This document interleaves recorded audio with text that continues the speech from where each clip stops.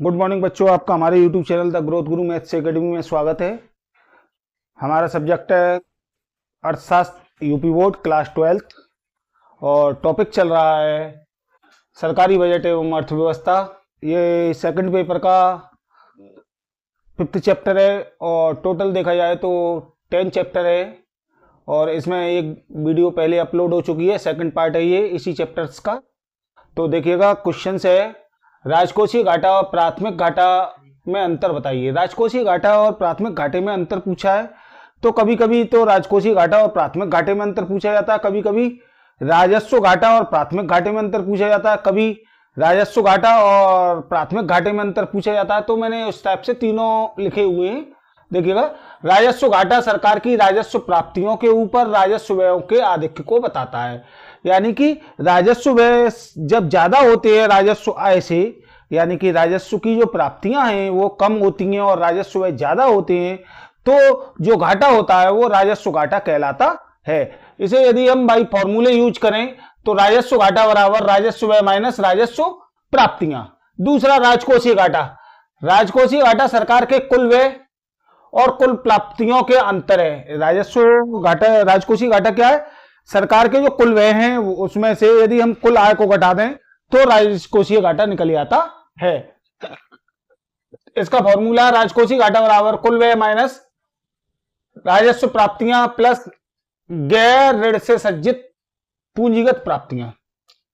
Next, प्राथमिक घाटा। राजकोषीय घाटा तथा भुगतान किए जाने वाले ब्याज का अंतर प्राथमिक घाटा कहलाता है। प्राथमिक घाटा को हम पीडी बोलते हैं शॉर्ट में, इंग्लिश में, और राजकोषीय घाटा को एफडी और ब्याज भुगतान को आईपी। नेक्स्ट क्वेश्चन है हमारा, कुल राजस्व, औसत राजस्व तथा सीमांत राजस्व का संक्षिप्त अर्थ लिखिए। कुल राजस्व क्या होता है, सीमांत राजस्व क्या होता है और औसत राजस्व क्या होता है, सबका अर्थ पूछा है। ये अच्छा क्वेश्चन है। ये इस क्वेश्चन से में से 3 लघु निकल सकते हैं यदि निकाले जाएं तो। कुल राजस्व किसे कहते हैं, औसत राजस्व किसे कहते हैं, सीमांत राजस्व किसे कहते हैं। तो देखिए, कुल राजस्व क्या है? कुल राजस्व वह आय है जो कि एक व्यवसाय अपनी बिक्री से एक विशेष लेखा विधि के दौरान अर्जित करता है। यानी कि एक साल के अंदर जिस आय को अपनी बिक्री से अर्जित करता है एक व्यवसाय, वो कहलाता है कुल राजस्व। इसे सकल राजस्व के नाम से भी जाना जाता है। औसत राजस्व। औसत राजस्व बेची गई उत्पादन की प्रति इकाई उत्पन्न राजस्व है। यह एक फर्म के लाभ के निर्धारण में भूमिका निभाता है कि फर्म को कितना लाभ हुआ उसका निर्धारण करने के लिए इसका प्रयोग किया जाता है। कुल राजस्व में यदि बेची गई इकाइयों की संख्या का भाग दे दें हम तो औसत राजस्व कैलकुलेट हो जाता है।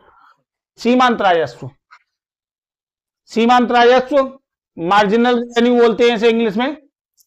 माल और सेवाओं की एक अतिरिक्त इकाई की बिक्री से राजस्व में जो वृद्धि होती है यह राजस्व है जो एक फर्म द्वारा बेची गई प्रत्येक अतिरिक्त इकाई के लिए राजस्व उत्पन्न करता है। यानी कि सरकार के लिए कुछ ना कुछ उत्पन्न करता है। राजस्व प्राप्तियां एवं पूंजी प्राप्तियों के में भेद बताइए। राजस्व प्राप्तियां क्या होती हैं? सरकार की राजस्व प्राप्तियों से आशय उन मौद्रिक प्राप्तियों से है जिनमें निम्नलिखित 2 विशेषताएं पाई जाती हैं। कौन कौन सी विशेषताएं पाई जाती हैं?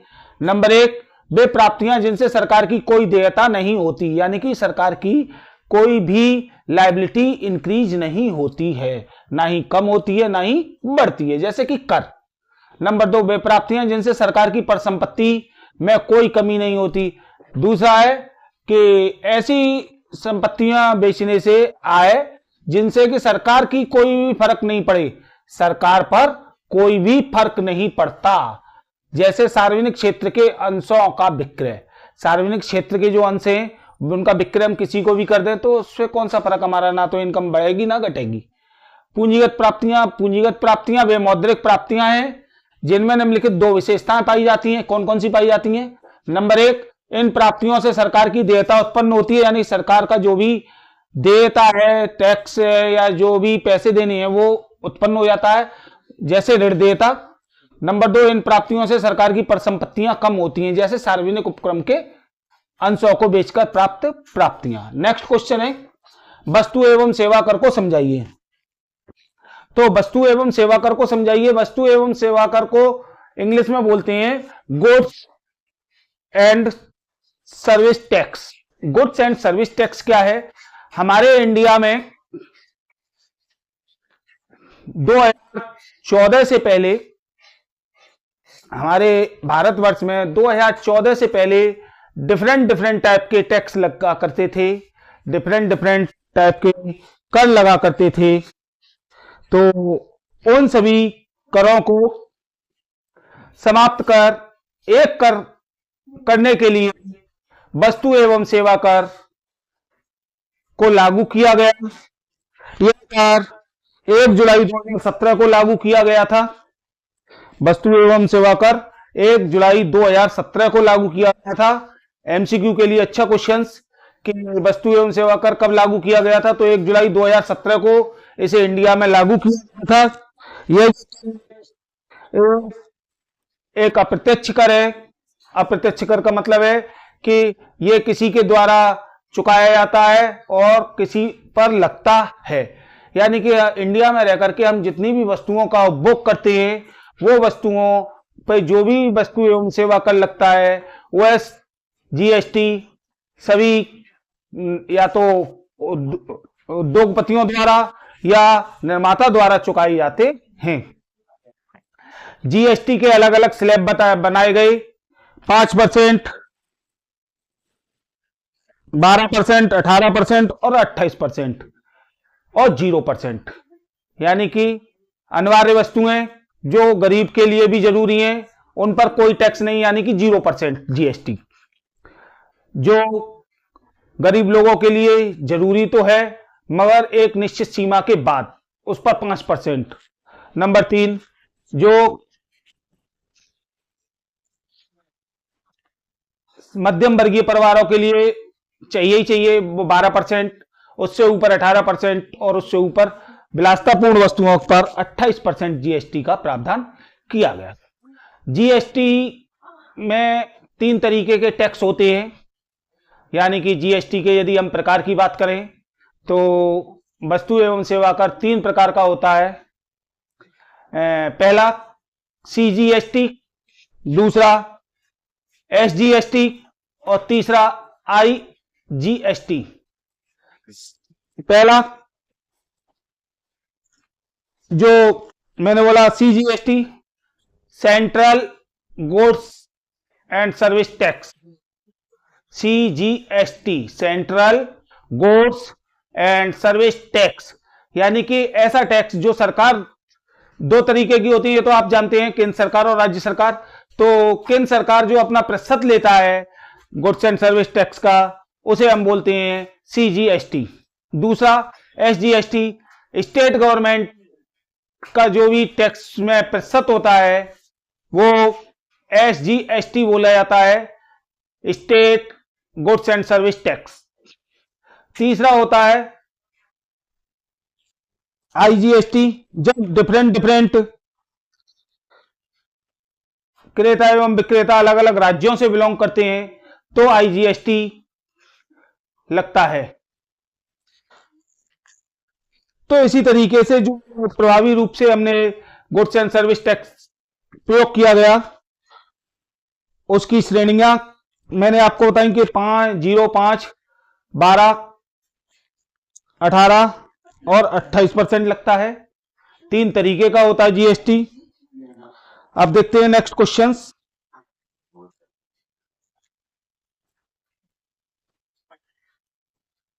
देखिएगा नेक्स्ट क्वेश्चन है प्रत्यक्ष कर किसे कहते हैं, इसके गुणदोष बताइए। प्रत्यक्ष कर क्या होता है? प्रत्यक्ष कर को हम डायरेक्ट टैक्स बोलते हैं। प्रत्यक्ष कर जो होता है वो सरकार का सबसे ज्यादा आय का भाग होता है। प्रत्यक्ष कर के अंतर्गत ये केंद्र सरकार इसमें प्रत्यक्ष कर में सबसे बड़ा टैक्स लगाती है आयकर। जितने भी भारतवर्ष में रहने वाले लोग हैं उनकी आय यदि एक निश्चित सीमा से अधिक है, यानी कि उनकी आय यदि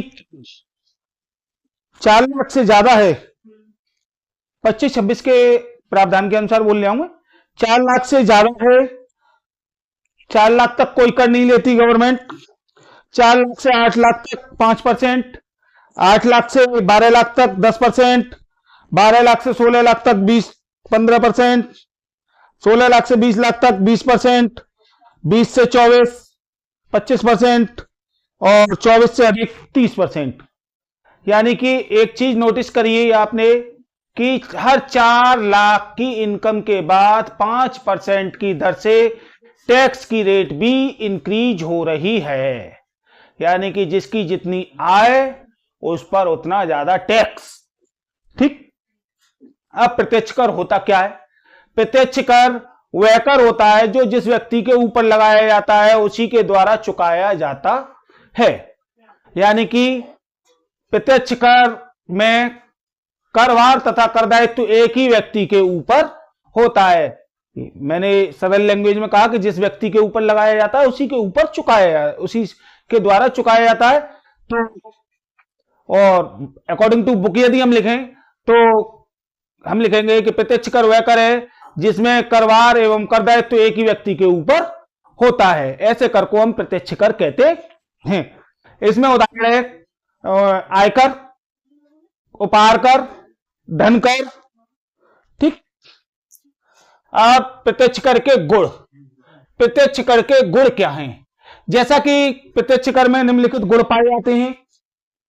प्रत्यक्ष कर में निम्नलिखित गुण पाए जाते हैं जो अग्रलिखित हैं। तो देखिएगा प्रत्यक्ष कर में क्या क्या गुण पाए जाते हैं।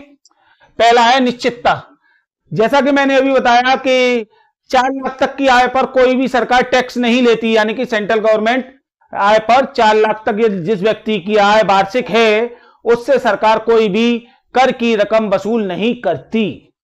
तो निश्चितता है कि इतनी राशि तक किसी पर टैक्स नहीं लगेगा, इस राशि से इस राशि तक इतना % टैक्स लगेगा, इस राशि से इस राशि तक इतना % टैक्स लगेगा। यानी कि निश्चितता है। न्यायशीलता। जितना न्यायशीलता का मतलब यह है जिसकी जितनी इनकम ज्यादा है उस पर उतना ही टैक्स ज्यादा है, तो न्यायशील है। गरीब व्यक्तियों पर कोई टैक्स नहीं है, अमीर व्यक्तियों पर उतना ही ज्यादा प्रतिशत से टैक्स देना पड़ता है उन्हें। मितव्ययिता। मितव्ययिता का मतलब है कि जो प्रत्यक्ष कर है वो इनका भुगतान करता है, सीधे राजकोष में करता है, फलतः साधनों का अपव्यय नहीं होता। यानी कि उसे बिचौलियों को नहीं देना है, कोई भी चीजें नहीं करनी है, डायरेक्ट सीधे राजकोष में जाता है, राजस्व विभाग में पहुंच जाता है पैसा। हम बैंक में जमा करते हैं और सरकार के खाते में पहुंच जाता है पैसा। प्रत्यक्ष कर के दोष। प्रत्यक्ष कर का सबसे बड़ा जो दोष है वो है असुविधाजनक। लोगों को असुविधा है कि कौन कौन सी आय इसमें शामिल होती है और कौन कौन सी आय शामिल नहीं होंगी। जैसे कि सबसे बड़ा जो फैक्टर्स है आयों में वो है कृषि आय, क्योंकि हमारे जो इनकम टैक्स कहता है वो कहता है कर मुक्त आय भी है ना, कुछ % तक कर योग्य और कर मुक्त हैं, कुछ टोटल योग्य हैं। तो आदमी को असुविधा रहती है कि कौन सी आयों को इसमें शामिल करना है और कौन सी आयों को इसमें शामिल नहीं करना है। असुविधाजनक है। करदाताओं का विरोध। जो बिजनेसमैन होते हैं उनका सबसे ज्यादा विरोध रहता है करदाताओं का। उनका कहना होता है कि जब हम ज्यादा पैसा कमाएंगे, 24 लाख से ज्यादा जितना भी हम वर्ष में कमाएंगे, उस पर सरकार जब 30% टैक्स ले लेगी तो हमारे पास बचा क्या। तो इसलिए करदाता जो होते हैं वो प्रत्यक्ष कर का काफी मात्रा में विरोध करते हैं। नेक्स्ट, कर निर्धारण की जटिलता। कर निर्धारण करने में भी बहुत सारी जटिलताओं का सामना करना पड़ता है। व्यक्ति को अपनी आय पर कितने कितने % किस किस स्लैब के अनुसार कर देना है ना, और उसका क्या करदाताओं को हानि होती है। भ्रष्टाचार को बढ़ावा मिलता है इससे। भ्रष्टाचार को इसलिए बढ़ावा मिलता है कि आदमी टैक्स की चोरी करना चाहता है, क्योंकि जब उसे मैंने जैसा भी बताया कि 30% जब सरकार को ही टैक्स चला जाएगा तो 70% टैक्स बचा उसके पास, उसमें वो क्या करे। तो इसलिए टैक्स की चोरी ज्यादा से ज्यादा मात्रा में होने लगती है। नेक्स्ट क्वेश्चन, राजकोषीय नीति किसे कहते हैं? राजकोषीय नीति के 3 उद्देश्य लिखिए। राजकोषीय नीति किसे कहते हैं? राजकोषीय नीति के 3 उद्देश्य लिखने। राजकोषीय नीति के 3 उद्देश्य।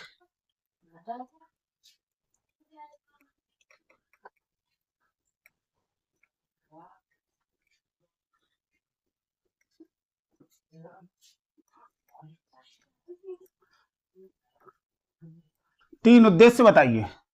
राजकोषीय नीति क्या होती है?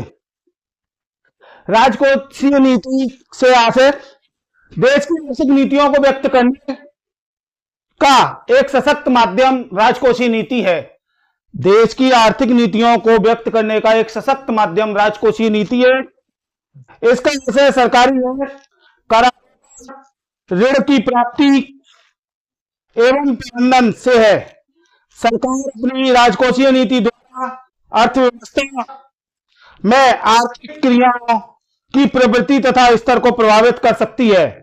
राजकोषीय नीति की प्रमुख परिभाषा निम्नलिखित है। 22 एवं निकोलस ने कहा है कि राजकोषीय नीति सरकारी तथा एवं सार्वजनिक ऋणों को ऐसे ढंग से संचालित करने से संबंध रखती है ताकि कुछ निश्चित उद्देश्य पूर्ण हो सकें। राजकोषीय नीति के उद्देश्य पूछे 3, तो राजकोषीय नीति के प्रमुख उद्देश्य निम्नलिखित हैं। नंबर 1, आर्थिक विकास की करने के पूंजी निर्माण की दर में वृद्धि करना। राजकोषीय नीति का पहला उद्देश्य है कि आर्थिक व्यवस्था में तेजी लाने के लिए, आर्थिक विकास की दर में तेजी लाने के लिए यह पूंजी निर्माण की दर में वृद्धि करता है। नंबर 2, अर्थव्यवस्था में स्थैतिक दबाव को नियंत्रित रखना, यानी कि जो स्थैतिक दबाव होता है उसको नियंत्रित करने का कार्य करती है। नंबर 3, आय और धन के वितरण की विषमताओं को कम करना। आय और धन के वितरण की असमानताओं को कम करना, यानी विषमताओं को कम करना। इसी के साथ क्वेश्चंस कंप्लीट। यदि वीडियो पसंद आई हो तो लाइक, सब्सक्राइब एंड शेयर करें। Thank you.